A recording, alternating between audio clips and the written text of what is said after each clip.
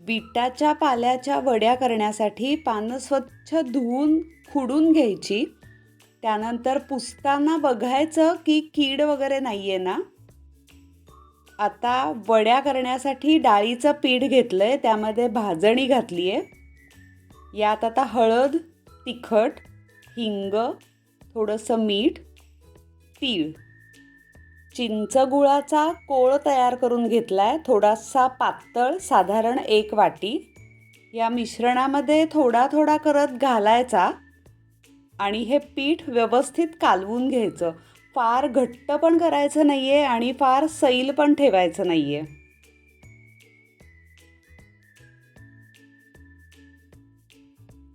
थोडा थोडा करत चिंचेचा कोळ घालतीये. साधारणपणे 1 वाटी चिंचेचा कोळ आत्ता घातलेला आहे. आता एकीकडे पानं आहेत स्वच्छ केलेली, त्यावर अळूच्या वडीप्रमाणे हे मिश्रण लावून घ्यायचं. पानावर आता दुसरं पान ठेवायचं, पुन्हा मिश्रण लावायचं, परत अजून एक पान ठेवायचं. अशी 2-3 पानं मिश्रण लावून झाली की दुमडायची. एका बाजूला पाणी उकळायला ठेवलंय उंडे उकडवून घेण्यासाठी. चाळणीला तेल लावून घ्यायचं. हे सगळे तयार झालेले उंडे ठेवायचे. पाणी उकळलंय. आता साधारण 15 ते 20 मिनिटं वाफवून घ्यायचे. 15-20 मिनिटं झाली की एक काडी टोचून बघायची.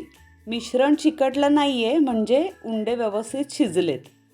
आता गॅस बंद करायचा आणि हे उंडे पूर्ण गार करायला ठेवून द्यायचे. पूर्ण गार झालेत. आता ह्याच्या चकत्या करून घेऊया. शिरा काढलेल्या नाही आहेत मुद्दामच, त्यामुळे कापताना थोडंसं जाणवतंय शिरा लागतायत. ही एक शीर पण दिसतीये पानाची, पण ती तशीच ठेवून द्यायची, ती काढायची गरज नाही. सगळ्या ज्या वड्या आपण पाडलेल्या आहेत त्या सुट्ट्या करून घ्यायच्या. एकीकडे बिडाचा तवा तापायला ठेवलाय, त्यावर आता तेल घालायचं आणि ह्या वड्या छान खमंग होईपर्यंत परतून घ्यायच्या. थोडेसे तीळ घालायचे.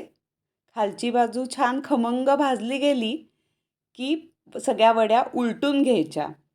दोन्हीकडनं मस्त खमंग भाजल्या गेल्या की या वड्या आपण खाऊ शकतो.